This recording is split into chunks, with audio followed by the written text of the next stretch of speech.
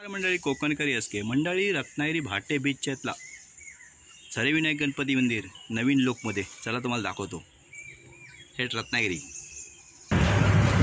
हे मंदिर निसर्गाच्या सान्निध्यात आहे। हे मंदिर जुनं होतं, आता हे नवीन लुकमध्ये बनवलं आहे। हे मंदिर एक जागृत दिवस आहे। नवसाला पावणारा गणपती झरेविनायक गणपती।